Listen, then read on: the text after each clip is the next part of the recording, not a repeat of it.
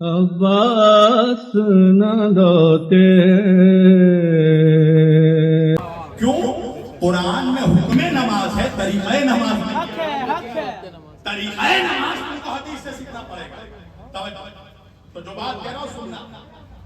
آئے میرے نبی کے پاس، تو اکثر ہوتا یہ ہے کہ جب بھی ہم لوگوں سے سوال کیا جاتا ہے نا، کنڈا کہاں سے آیا، فاتحہ کہاں سے آیا، نظر کہاں سے آیا، نیاز کہاں سے آیا، تو ہم لوگ فوراً جواب دینے لگتے ہیں۔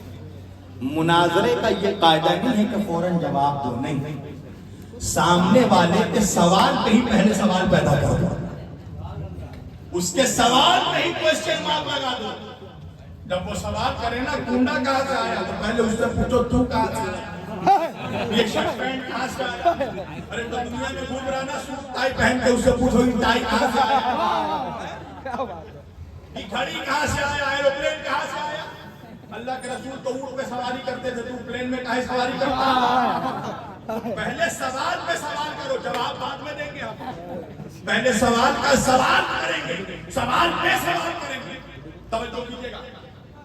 تو میرے نبی سے جب یہ لوگ سوال کرنے آئے تو نبی نے پہلے جواب نہیں دیا، سوال پہ ہی سوال پیدا کر دیا۔ میرے آقا نے کہا کہ میں بعد میں بتاؤں گا کہ ہم عیسیٰ کو عبداللہ کیوں مانتے ہیں، پہلے تم مجھے یہ بتاؤ کہ تم عیسیٰ کو ابن اللہ کیوں مانتے ہیں، اللہ کا بیٹا کیوں مانتے ہیں۔ تو وہ پادری کہنے لگے کہ چونکہ عیسیٰ علیہ السلام بغیر باپ کے پیدا ہوئے، تو جب بغیر باپ کے پیدا ہوئے تو اللہ کے بیٹے ہوئے۔ تو میرے آقا نے مسکرا کر کہا کہ اگر اس دلیل پر تم عیسیٰ علیہ السلام کو اللہ کا بیٹا مانتے ہو کہ عیسیٰ بغیر باپ کے پیدا ہوئے، تو تم لوگوں کو چاہیے کہ پہلے آدم علیہ السلام کو اللہ کا بیٹا مانو، اس لیے کہ وہ بغیر باپ اور بغیر ماں کے پیدا ہوئے، وہ بغیر باپ اور بغیر ماں کے۔ مگر کہتے ہیں نا جو کٹ حجتی پہ آ جائے، جو ضد پر آ جائے، وہ کسی کی نہیں مانتا۔ دیکھو جاہل کی پہچان نہیں ہے، ہار نہیں مانے گا، ہار نہیں مانے گا۔ اگر وہ بول رہا ہے کہ رات ہو، اگر جاہل یہ بولے گا کہ دن ہے، تو آپ اس کو کسی بھی طریقے سے ثابت کیجئے وہ رات ہے، وہ دن ہی بولے گا۔ حق ہے، حق ہے۔ تو جاہل کی پہچان نہیں ہے کہ وہ عالم سے حجت کرتا ہے۔ صحیح بات ہونا تو یہ چاہیے کہ جب تم سے بڑا علم والا موجود ہے تو اس کے سامنے سرنڈر ہو جاؤ۔